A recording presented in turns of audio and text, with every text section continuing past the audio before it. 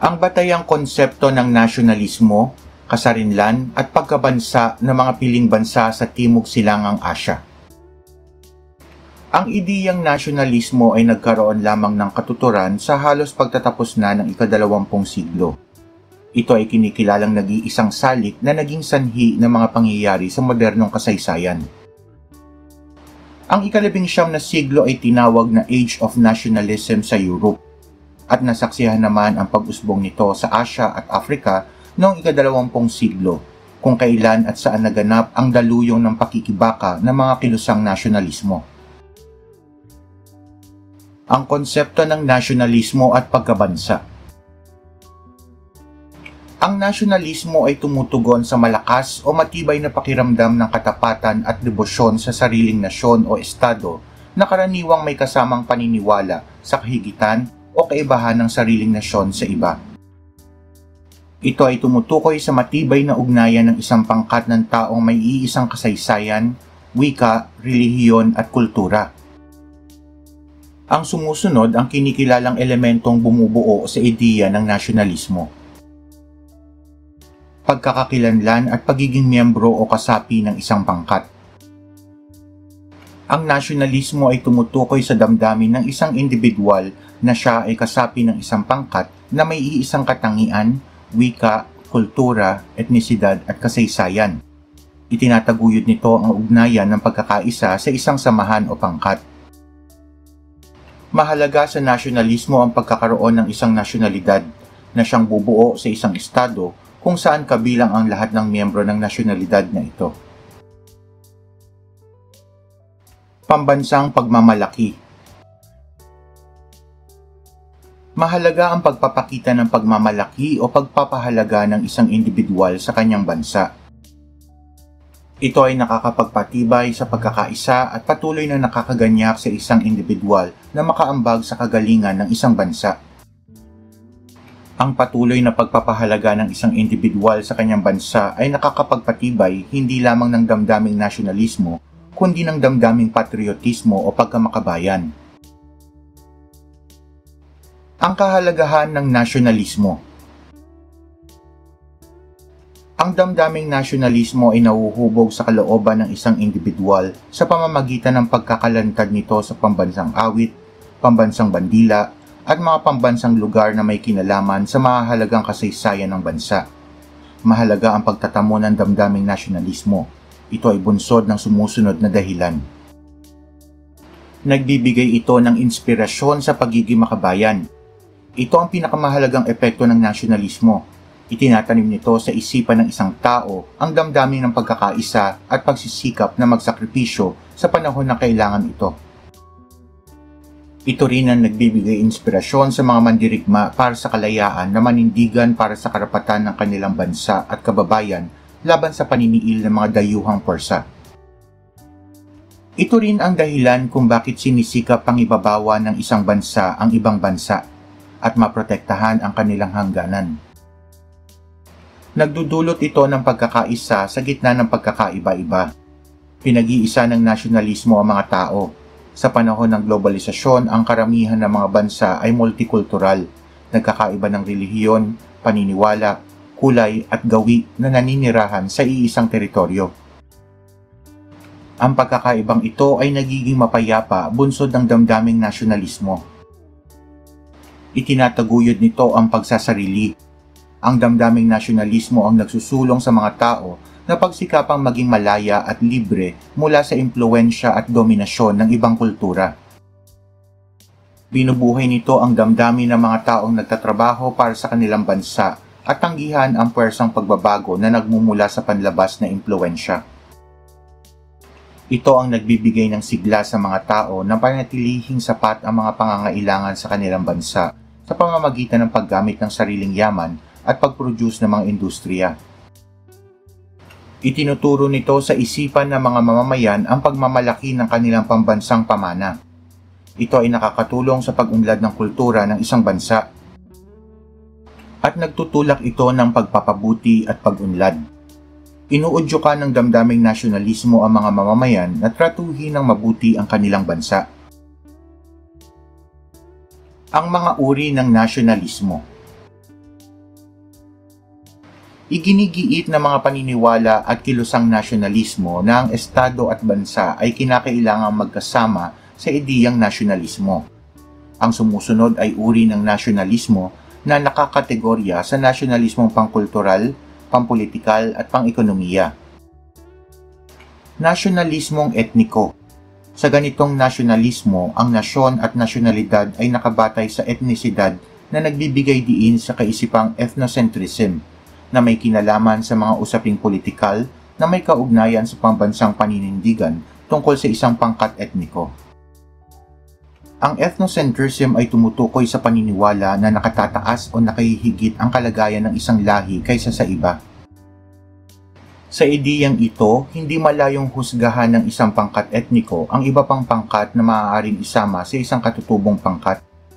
Ang bagay na ito ay maaaring maging suliraning pampolitikal o panlipunan sa isang bansa. Nasyonalismong kultural. Ito ay tumutukoy sa mga kilusang nagbibigay diin o halaga sa pagpapanatili at pagsusulong ng kakaibang kultura, tradisyon, wika at pamana ng isang bansa. Karaniwang binibigyang proteksyon nito ang kultura at pamana ng isang bansa sa halip na lahi, etnisidad o pagkabansa.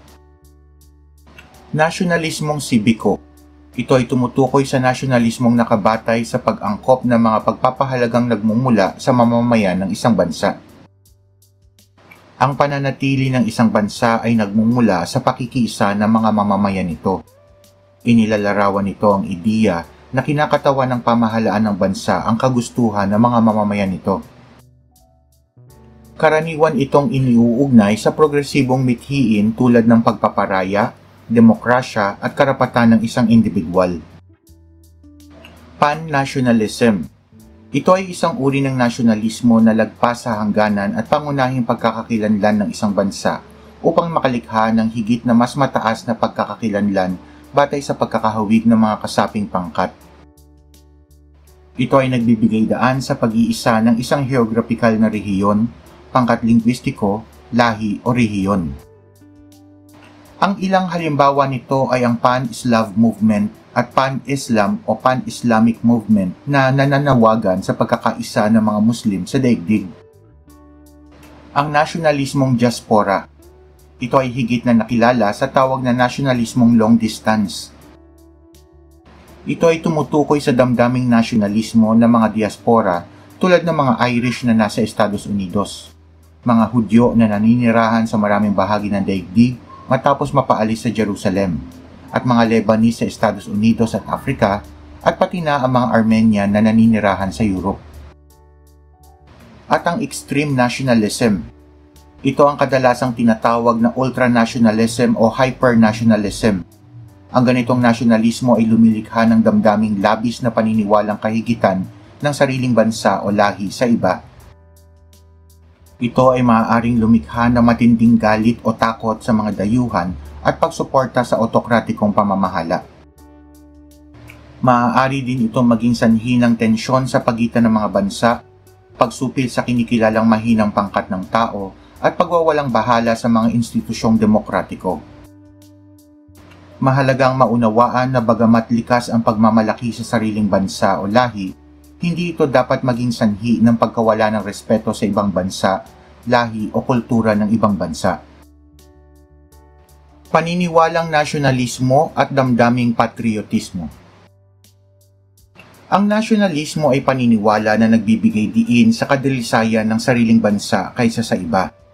Ito ay karaniwang pinatitibay ng malakas na damdaming pambansang pagkakakilanlan at malalim na pagnanais na mapanatili o maitaguyod ang interes ng bansa.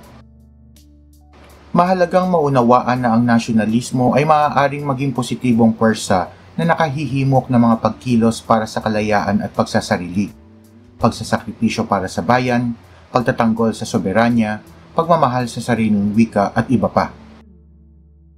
Ngunit maaari din itong maging mapanganib sakaling maugnay sa pagkakaroon ng negatibong saloobin, tulad ng pagtanggi o diskriminasyon laban sa ibang bansa o mga banyaga na kadalasan ay pinaniniwalaang ang mga ito ay maaaring magdulot ng panganib sa iba batay sa pagkakakilanlan o mapagkukunan ng bansa. Ang hindi patas na pagtrato sa iba batay sa pagkakakilanlan o etnisidad nito. kakulangan ng pag-unawa sa kultura ng iba, o pagiging marahas sa gawin ng ibang kultura. Ang patriotismo ay tumutukoy naman sa malalim na katapatan at debosyon o pagmamahal sa sariling bayan. Ito ay karaniwang may kasamang pakiramdam ng pagmamalaki sa kasaysayan, kultura, at mahalagang bagay na may kinalaman sa sariling bayan. Ito ay nagbibigay diin sa mga positibong aspekto ng sariling bayan, kung kaya't ang isang patriot ay nagsisikap na makaambag sa pagpapabuti nito. Saklaw ng damdaming makabayan ang damdaming pagtugon sa tungkuling pansibiko at tungkulin sa kapwa mamamayan gayon din sa bayan. Ang patriotismo ay madalas na nauugnay sa pakiramdam ng pagkakaisa na hindi kinakailangang bumukod sa iba o ibukod at idiskrimina ang mga naiiba. Ang konsepto ng kasarinlan. Ang kasarinlan ay tumutugon sa kondisyon ng isang estado, bansa o nasyon na pinamamahalaan ang sarili at malaya mula sa anumang impluwensya o panghihimok ng ibang bansa.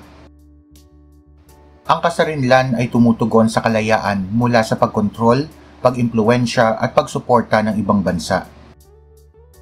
Mahalaga sa pagtatamo ng kasarinlan ang sumusunod na aspekto. Ang pagkakaroon ng kalayaang politikal. Ito ang pangunahing elemento ng pagkabansa sa modernong sistema ng pandaigdigang batas.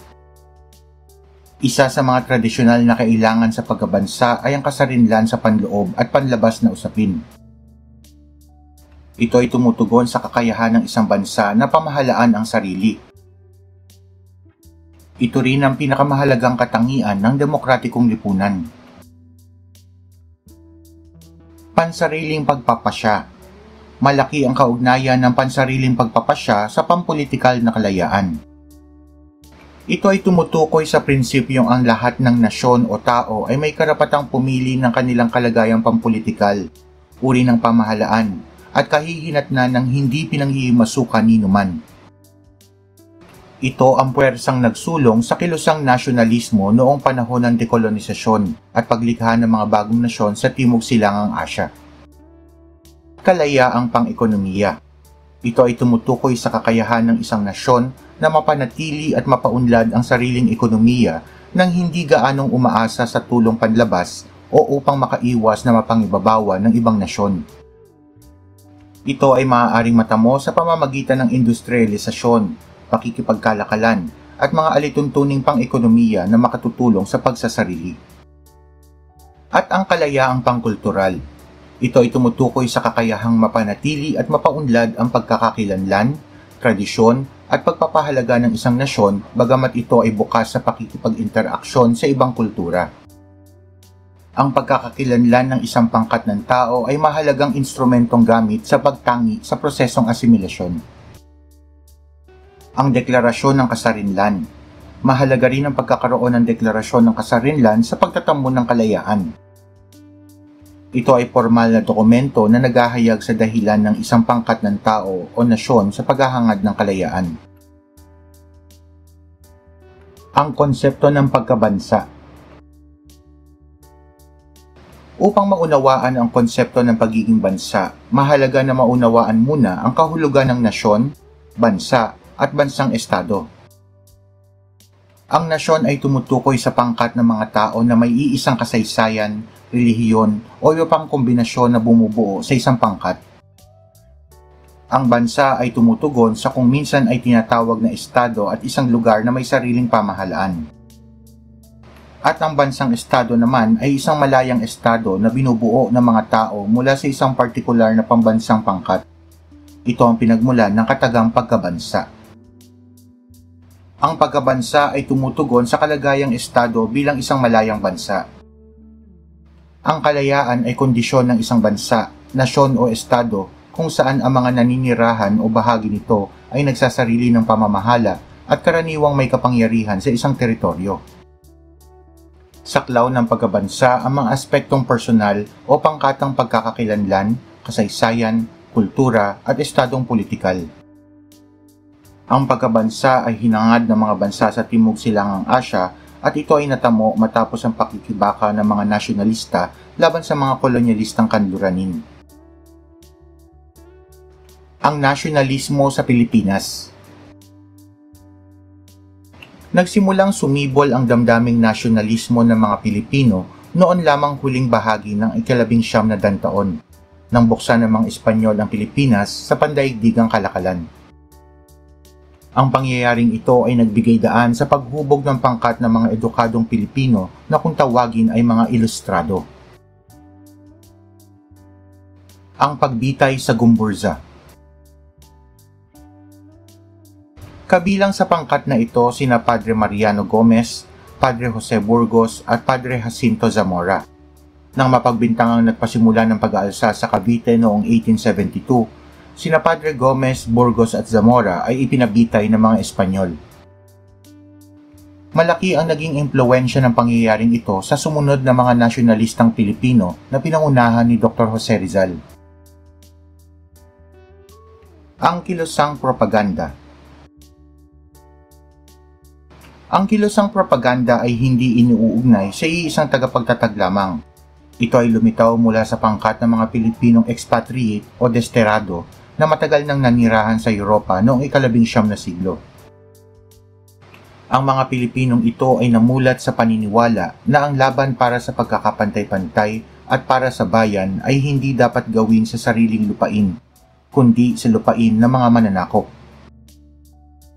At dito nabuo ang kilusan ng mga reformista na pinangunahan ni Jose Rizal, Marcelo del Pilar, Jose Alejandrino, Pedro Paterno, Graciano Lopez Haina, Eduardo Delete, Jose Maria Panganiban, Mariano Ponce at ang magkapatid na Juan Luna at Antonio Luna. Si Graciano Lopez Haina ay kinikilalang isa sa tagapagtaguyod ng kilusang propaganda. Bagamat hindi tagapagtatag ng kilusan, ang pagdating niya sa Espanya noong 1879 ang nagtakda ng pagsisimula ng organisadong kampanya ng mga Pilipino para sa reforma. Ang kanyang mga sulatin at aktivismo ang nagsilbing batayan ng kilusang propaganda. Sinasalamin ng mga sanaysay sa pahayagang La Solidaridad ang kanilang pagtuliksa sa pamamahala ng mga Espanyol sa Pilipinas. Upang makilala sa lipunan ng mga Espanyol at patuloy na maisulong ang adikain ng kilusan, binuo nila ang unang pahayagang Espanya and Filipinas noong 1876. Si Eduardo Delete ang naging unang patnugot nito at nalathala sa Madrid, Spain noong March 7, 1877. Sa pagkakalathala nito, ipinakilala ng kilusan ang ideyang asimilasyon sa pamahalaang Espanyol. Isinulong din nito ang representasyon sa Spanish Cortes at ang pantay na karapatan ng mga Pilipino at Espanyol bilang lalawigan ng Espanya. Ngunit dahil sa mga hamong kinaharap ng kilusan, ang naturang pahayagan ay hindi nagtagal. Sa kabila ng mga hamong kinaharap ay hindi tumigil at ipinagpatuloy ang pagkakaroon ng pahayagan ng kilusan hanggang sa naitatag ang La Solidaridad noong February 15, 1889 sa Barcelona, Spain. Si Mariano Ponce ay aktibong miyembro ng kilusang propaganda. Tiniyak niya ang maayos na operasyon ng mga gawain ng kilusan. Siya rin ang nagsilbing diplomatiko ng kilusan na nagpanatili na maayos na pakikipag-ugnayan ng samahan sa mga liberal na Espanyol na nakikisimpatya sa layunin nito. Ang kanyang dedikasyon at walang pagod na pagkilos sa likod ng kilusan ay nakatulong sa pagpapalakas ng pagpapahayag ng reforma sa Pilipinas. Isinulong naman ni Marcelo H. del Pilar ang sekularisasyon ng mga simbahang parokya, representasyon ng mga Pilipino sa Spanish Cortes at pagpapalawak ng kalayaang sibil sa lipunan. Mahalaga ang naging papel niya sa paghubog ng opinyong pampubliko at pagpapalawak ng kamalayan ng mga Pilipino sa kawalang katarungang pamamahala ng mga Espanyol sa pamamagitan ng pagtatatag niya ng Diaryong Tagalog noong 1882. Ang pahayagang ito ang kauna-unahang pahayagan sa Pilipinas at ito ang naging plataporma ng mga hinaing ng mga inaping Pilipino. Dito na ilathala sa wikang Tagalog ang makabayang sanaysay ni Jose Rizal na El Amor Patrio. Ang Diaryong Tagalog ay naging malakas na pwersa ng kilusang propaganda. Ginamit naman ni Jose Rizal ang kinikilalang tanyag na manunulat at tagapagtaguyod ng mga reforma ang kanyang mga nobela at sanaysay upang ilantad ang kawalang katarungan ng pamahalaang kolonyal ng mga Espanyol sa Pilipinas. Mariin niyang binatikos o pinuna sa mga nobelang Noli Me Tangere at El Filibusterismo ang hindi pagkakapantay-pantay sa lipunan, korupsyon sa loob ng simbahan, at pang-aapi sa mga Pilipino. Ang pagtatatag ng La Liga Filipina. Ang La Liga Filipina ay itinatag ni Jose Rizal noong July 3, 1892. Nilayon ng organisasyong ito na mapag-isa at maitaguyod ang kamalayang pagkakakilanlan ng mga Pilipino sa kalakhang bansa sa pamamagitan ng mapayapang reforma. Hangad ng La Liga Filipina ang pagtataguyod ng edukasyon, agrikultura, komersyo at pagtutulungan sa mga kasapi nito. Ngunit bunsod ng kaugnayan ni Rizal sa samahan, ito ay itinuri ng mga Espanyol na banta sa kanilang pamamahala. Bagamat panandalian lamang, ang samahang ito ay naging mahalagang bahagi rin ng kasaysayan ng pag-unlad ng nasyonalismong Pilipino. Ang ilang kasapi nito ay patuloy namang nagtatag ng samahan bunsod ng patuloy na paghahangad ng reforma at kalayaan at nabuo ang Katipunan. Ang pagtatatag ng Katipunan. Ang kataas-taasan, kagalang-galangan na katipunan ng mga anak ng bayan o KKK ay isang revolusyonaryong organisasyon na itinatag ng pangkat ng mga Pilipinong nasyonalista.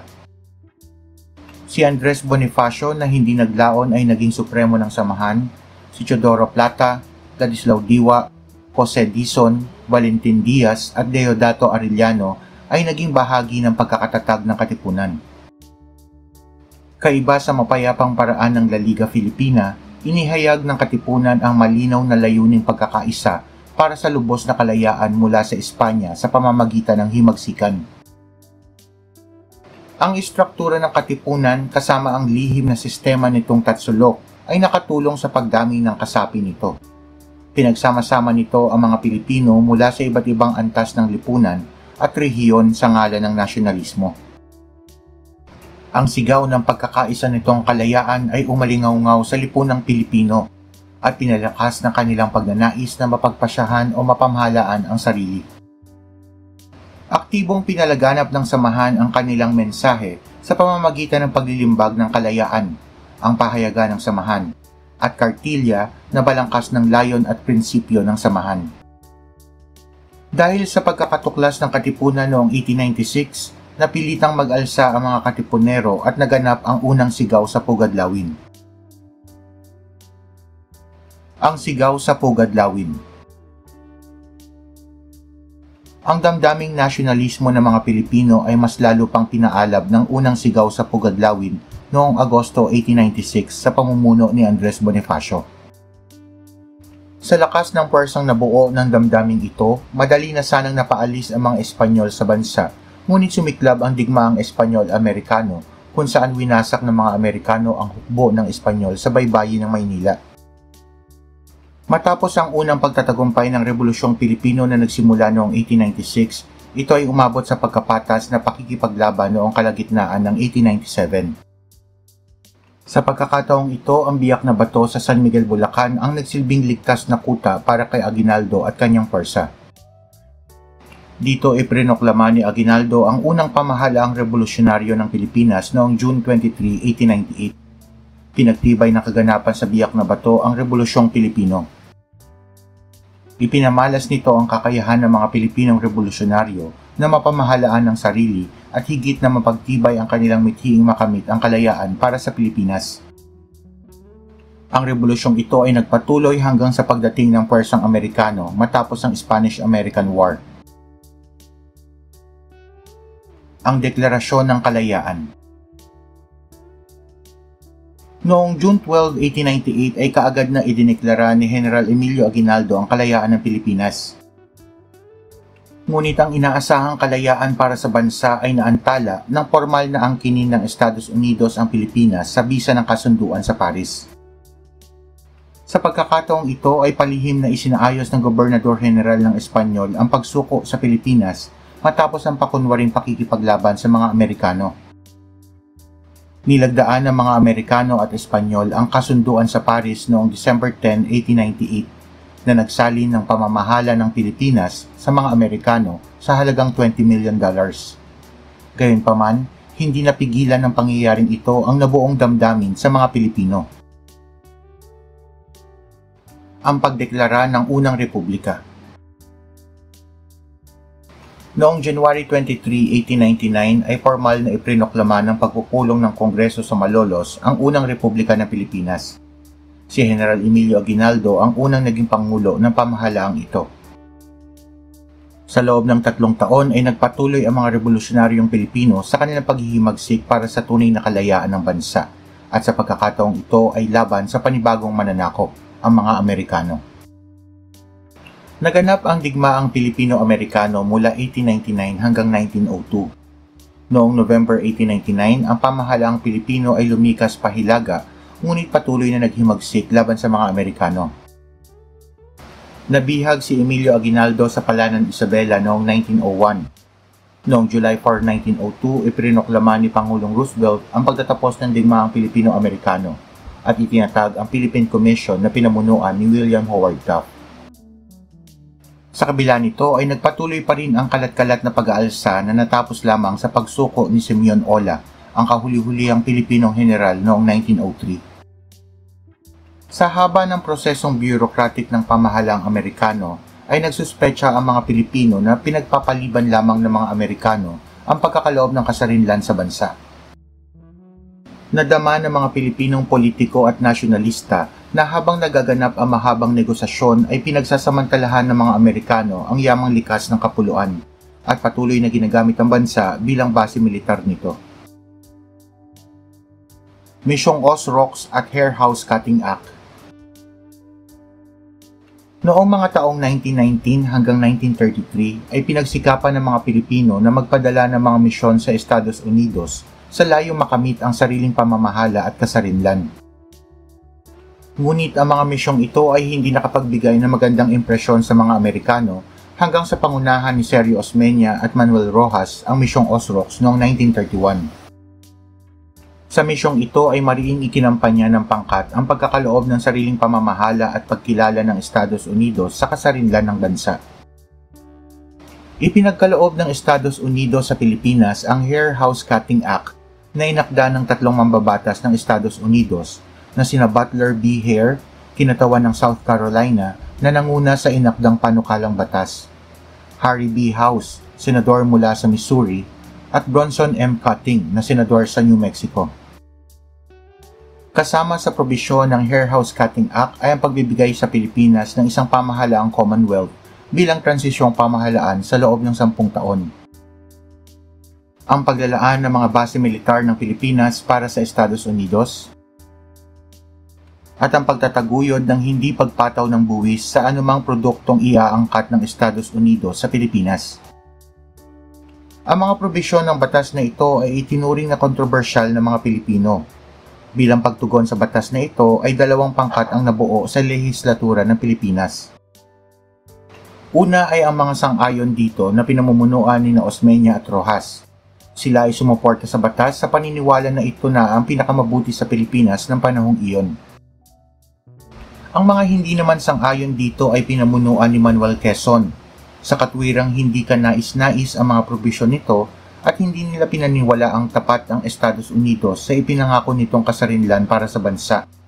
At bunsod nito, ang batas ay tinanggihan ng lehislatura ng Pilipinas. November 1933 ay isinagawa ni Manuel Quezon ang huling misyon para sa kasarinlan na naglayong makamit ang mas maayos na batas para sa Pilipinas. Sa pagkakataong ito ay hindi rin siya naging matagumpay sa dahilang ang ipinagkaloob ng Estados Unidos na Tidings-McDuffie Act ay kinapalooban din ng mga probisyon tulad ng sa Hair House Cutting Act. Ang tanging pinagkaiba lamang nito ay ang probisyon tungkol sa base militar na magiging daungan at estasyon ng gasolinahan na lamang para sa mga barko ng Estados Unidos.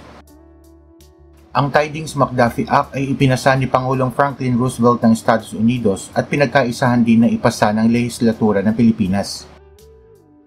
Noong 1935 ay itinatag ang pamahalaang Commonwealth ng Pilipinas matapos itong aprobahan ng Estados Unidos at si Manuel Quezon ay nahalal bilang unang pangulo ng bansa. At noong July 4, 1946 ay ipinagkaloob sa Pilipinas ang kasarinlan bilang Republika ng Pilipinas. Ang nasyonalismo sa bansang Myanmar. Nang mga panahong nahahati sa siyam na magkakahiwalay na lalawigan ng Burma, malinaw na hangad ng mga British na mapamahalaan ang mga Burmese sa estratehiyang divide and rule. Dahil sa ramdam ng mga Burmese ang layo ng mga British, sinikap ng ilang samahan na mapag-isa ang mga pangkat etnikong bumubuo sa bansa. Itinatag ng mga Burmese ang Young Men's Buddhist Association na pinalitan ng kilusang General Council of Burmese Association noong 1900. Ito ay upang makuha ang suporta ng magkakaibang pangkat etniko ng bansa para sa isang kilusang magbubuklod sa mga Burmese laban sa mga dayuhang British. Ang pagtatatag ng Dobama Asyayone. Ang lakas ng damdaming nasyonalismo ng Burmese ay naipahayag lamang noong dekada 30 sa pamumuno ni Sayasan. Tulad ng mga kabataang bumuo ng kilusang nasyonalismo sa Pilipinas at iba pang bansa sa Asya, pinamunuan din ng mga mag-aaral ang mga kilusang nasyonalismo sa bansa. Ang unang kilusang ito ay ang kilusang Dobama Asyayone na itinatag noong 1937 sa Yangon. Ipinagpilitan ng pangkat na gamitin ang katawagang Thakins na nangangahulugang Panginoon na dating ginagamit na pantawag sa mga kanluranin lamang. Sa pagkakataong ito ay pinumunuan ni Sayasan ang rebelyon ng mga pesante laban sa pamahalaang British Burmese noong December 22, 1930 hanggang sa madakip at mabitay noong November 16, 1931. Ang pagtatatag ng Burma Independence Army. Si Aung San ang isa sa mga namuno sa samahang ito. Ang kanilang slogan ay ang Burma ang aming bansa, panitikang Burmese ang aming panitikan, at wikang Burmese ang aming wika. Nang maganap ang ikalawang digmaang pandaigdig ay binalak sanang makipagtawaran ng samahang ito sa mga British upang mapagkalooban ng kasarinlan. Sa isang demonstrasyon ay ipinag-utos ng mga British ang pag-aresto kay Aung San, na nakatakas naman at nakahingi ng suporta sa pamahalaang Hapones. Sa tulong ng mga Hapones, si Aung San kasama ang 29 pang radikal na Burmese ay dinala sa Japan upang magkaroon ng militar na pagsasanay. Noong December 1941 ay kaagad na ipinahayag ni Aung San ang pagtatatag ng Burma Independence Army na binuwag naman ng mga Hapones nang sakupin nila ang bansa. Nang sumuko ang mga Hapones sa pagtatapos ng ikalawang digmaang pandaigdig, nagawa namang makontrol muli ng mga British ang bansa. Sa pagkakataong ito, si Aung San at ang kanyang mga kasama ay inakusahan ng pagtataksil at kolaborasyon sa mga Hapones. Sa panahong ito ay naitatag na ang Anti-Fascist People's Freedom League na naging pinakadominanteng samahang nasyonalista sa Burma mula 1945 hanggang 1958. Ito ay binubuo ng mga partidong politikal na organisasyon ng mga paaralan at lipunan. Noong 1946, naganap ang isang malakihang pag-aaklas ng mga pulis ng Burma hanggang sa ito ay magmistulang pambansang pag-aaklas. Pinayapa ni Governor General Hubert Rance ang sitwasyon sa pamamagitan ng pakikipag-ugnayan kay Aung San upang kumbinsihin itong makiisa sa konseho ng gobernador kasama ang samahang AFP-FL na nagkaroon ng mataas na kredibilidad sa bansa ng panahong iyon. Dito nagsimula ang negosasyon para sa kasarinlan ng Burma noong January 27, 1947 sa pamamagitan ng Onsan-Atli Agreement. Ang kasunduang ito ay hindi naging kasiya-siya sa mga komunista at konserbatibong sangay ng AFP-FL. Nagtagumpay naman si Aung San sa pakikipagkasundo sa mga minoryang etnikong pangkat para sa pag-iisa ng Burma sa pangatlong conference noong February 12, 1947. Sa pagtatagumpay na ito ni Aung San, ang araw na February 12 ay itinalaga bilang araw ng pagkakaisa sa Burma. Noong April 1947, si Aung San ay inihalal bilang punong ministro ng British Crown Colony ng Burma. Ito na sana ang magbibigay daan sa pag-iisa ng bansa. Ngunit noong July 19, 1947, si Aung San kasama ang ilang opisyal ng kanyang gabinete ay namatay sa isang ambush na pinaniniwala ang kagagawan ng karibal niya sa politika. Ang araw na ito ay ginugunita bilang Araw ng Kagitingan o Martyrs' Day sa Burma. Ang Burma Independence Act ay napurbahan ng Parlamento ng Britain at ang kasarinlan ng Burma ay nakamit noong January 4, 1948. Ang nasyonalismo sa Indonesia. Tulad ng naganap sa Pilipinas, ang mga kabataan mula sa Indonesia na nagtamo ng edukasyong Europeo ay nagsimulang magtatag ng unang samahang nasyonalista sa bansa. Isa sa mga samahang ito ang Budi Utomo, na nangangahulugang dakilang pagpupunyagi o glorious endeavor. Si Wahidin Sudirohusodo, reformador ng edukasyon sa Indonesia, ang nagtatag ng samahang Budi Utomo noong 1908. Layunin ng samahang ito na ibangon ang kalagayan ng mga magsasaka na Javanese. Ang Sarekat Islam naman ang unang organisasyong Islamiko sa Indonesia.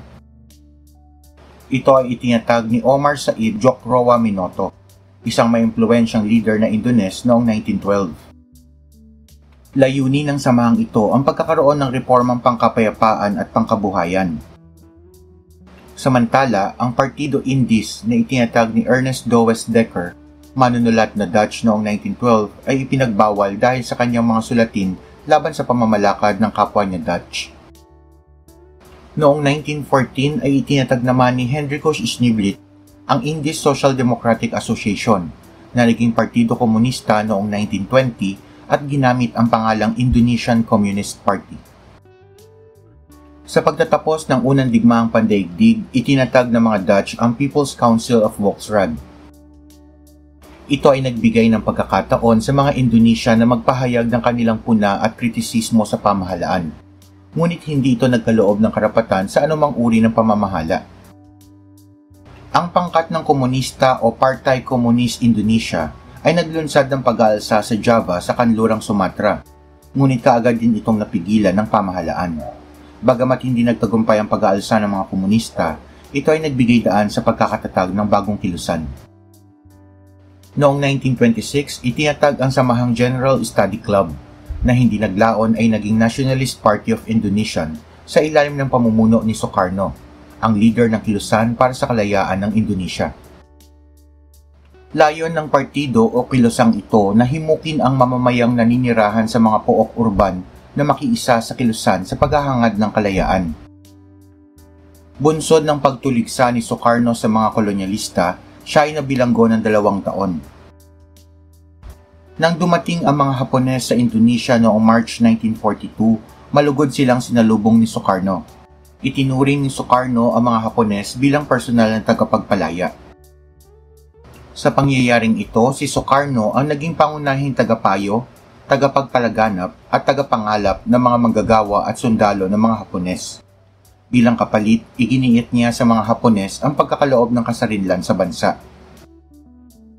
Sa pagtatapos ng ikalawang digmaang pandaigdig, iginiit ng mga kabataang radikal na ideklara ni Sukarno ang kasarinlan ng bansa na tinatiyan nilang ipinagkaloob naman ng mga Hapones. Naganap ang proklamasyon ng kasarinlan ng bansa noong August 17, 1945 mula sa kolonyalistang bansa 2 araw bago sumuko ang mga Hapones.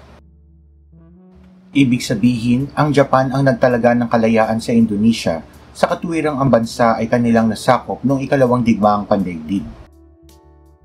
Noong 1946, kinilala ng United Nations ang formal na pasabi ng Netherlands na ang Indonesia ay isa pa rin kolonya nito at ang Netherlands lamang ang may legal na karapatang magkaloob dito ng kasarinlan. Sinubukan ng mga Dutch na italagang muli ang kanilang kapangyarihan sa bansa, ngunit ito ay sinalubong na matinding pagsalungat at pakikipaglaban mula sa mga Indones. Noong 1945 ay inihayag ng mga Indones ang Deklarasyon ng Kalayaan at naganap ang Indonesian War of Independence laban sa imperialistang Dutch. Ang rebolusyong ito ay naganap ng 4 na taon mula 1945 hanggang 1949. Matibay na inilarawan nito ang pagsisimula ng kilalang pambansang motto ng mga Indones na Bhinneka Tunggal Ika o Unity in Diversity. Ipinararating ng motto na ito na sa kabila ng maraming komposisyong etniko at etniko-linguistiko sa lipunan ng bansa, ay mararamdaman pa rin ang damdaming pagkakaisa o Indonesianness sa mga Indonesian. Noong 1949 ay napilitang ilipat ng mga Dutch sa mga Indones ang kapangyarihan sa East Indies.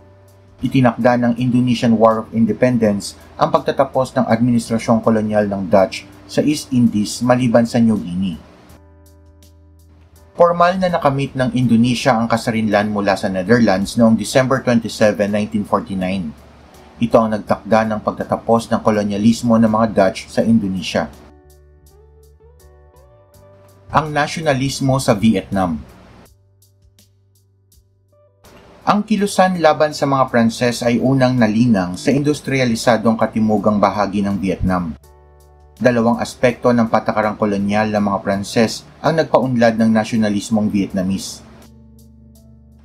Una ay ang kawalan ng karapatang sibil ng mga katutubong Vietnamese at ang pagbubukod sa kanila sa modernisasyon ng ekonomiya ng bansa, lalo na sa sektor ng industriya at kalakalan. Sa panahong ito, ang lahat ng rubber plantation, minahan at industriya ay nasa kamay lamang ng mga Pranses. At dahil dito, walang sinumang katutubong middle class ang mayroong anumang ari-arian sa bansa. Dahil sa kalagayang ito ay itinatag ng mga Vietnamese ang kauna-unahang samahan na revolusyonaryo, ang Vietnam QuocDan Dang o ang Vietnamese Nationalist Party. Ito ay naitatag noong 1927 na inorganisa batay sa Kuomintang o Nationalist Party ng China. Nilayon ng samahang ito ang pagtatatag ng pamahalang Republican Democratic na hindi mapanghihimasukan ng mga dayuhan. Matapos makuha ang katapatan ng mga opisyal ng militar, pati na ang kabataang intelihensya, ang samahan ay nagpasimula ng mga gawaing terorismo noong mga huling taon ng 1920. Noong February 9, 1930 ay naganap ang rebelyong Yanbai mula sa garrison ng Yanbai, isang maliit na bayan sa hangganan ng China. Ito ay naganap matapos ang paulit-ulit na tanggihan ng mga Pranses na pagkalooban ng mga Vietnamese ng pagkakataong makiisa sa halalan ng mga opisyal ng pamahalaan. Bago pa nakatalima ang iba pang Vietnamese sa buong bansa, ang pag-aalsa ay mabilis na tinapos ng mga Pranses. Ang maraming kasapi ng samahang ito ay nakiisa naman sa bagong tatag na Indo-Chinese Communist Party hanggang sa maganap ang unang digmaang pandaigdig. Nang matapos ang unang digmaang pandaigdig ay higit na sama ng loob ang nadama ng mga Vietnamese, bunga ng mahigpit na pamamahalang pangkabuhayan ng mga Pranses sa kanilang bansa. Noong 1930 ay itinatag ni Ho Chi Minh ang Indo-Chinese Communist Party upang mapag-isa ang lahat ng mga kilusang komunista sa ilalim ng League for Independence of Vietnam na kilala bilang Viet Minh. Layon ng partidong ito na maisulong at pagkalooban ng pantay-pantay na karapatan ang mga mamamayan, lalo na sa larangan ng edukasyon at batas. Noong ikalawang digmaang pandaigdig, tinulungan ng mga Hapones na mag-organisa ng pangkat ang mga Vietnamese nationalist. Nang matapos ang ikalawang digmaang pandaigdig ay muling iginiit ng mga Pranses ang kanilang pamahalaang kolonyal sa bansa. Ngunit ito ay nilabanan ng mga gerilyang revolusyonaryong komunista na pinamumunuan ni Ho Chi Minh. Nang muling tangkaing sakupin ng France ang Vietnam, nagsanib puwersa ang mga nasyonalista at komunistang Vietnamese upang labanan ang mga Pranses. Sa labanang ito ay natalo ang mga Pranses at napilitang lumagda sa kasunduan sa Dien Bien Phu noong 1954. Ang pagtatalong ito ng mga Persang Pranses at Viet Minh ay humantong sa pagkakahati ng Vietnam sa Demilitarized Zone o DMZ sa Hilaga at Timog Vietnam sa bisa ng 17 Parallel sa ilalim ng kasunduan sa Geneva noong 1954. Ang Hilagang Vietnam ay pinamunuan ni Ho Chi Minh, samantalang ang Timog Vietnam ay pinamunuan naman ni Ngo Dinh Diem na hindi naglaon ay napalitan din ng iba pang leader. Noong huling bahagi ng 1950 ay sinimulan ng mga Viet Cong, mga revolusyonaryong komunista sa Timog Vietnam ang paglaban sa pamahalaan. Hindi naglaon, ang mga Viet Cong ay sinuportahan ng hukbong militar mula sa Hilagang Vietnam. Noong 1960, ang hidwaan sa pagitan ng Hilaga at Timog Vietnam ay nilahukan ng Estados Unidos. Nagpadala ang Estados Unidos ng mga sandata at hukbo sa Timog Vietnam upang suportahan ang bansa sa pakikipaglaban sa komunismo. Naniniwala ang Estados Unidos na ang pagtatagumpay ng komunismo sa Vietnam ay isang malaking banta sa demokrasya sa rehiyon. Pinangambahan ng Estados Unidos ang maaaring maganap na domino theory sa rehiyon. Tumagal ang labanan ng mga komunista at demokratikong hukbo sa bansa hanggang sa magkaroon ng kasunduang pangkapayapaan noong 1973. Nagkaroon ng tigil putukan sa pagitan ng magkabilang panig at naibalik ang mga bilanggong Amerikano sa pamamagitan ng kasunduan sa Paris o Paris Peace Accords na nilagdaan ng Democratic Republic of Vietnam, Vietcong at Estados Unidos noong 1973. Ngunit sa kabila nito ay nagpatuloy pa rin ang labanan sa magkabilang panig hanggang masakop ng mga komunista ang Saigon, ang kabisera ng dating Timog Vietnam. Nagwakas ang digmaan nang magtagumpay ang mga komunistang Vietnamese na mapabagsak ang pamahalaan ng Timog Vietnam noong 1975. Ang batayang konsepto ng nasyonalismo, kasarinlan at pagkabansa ng mga piling bansa sa Timog Silangang Asya.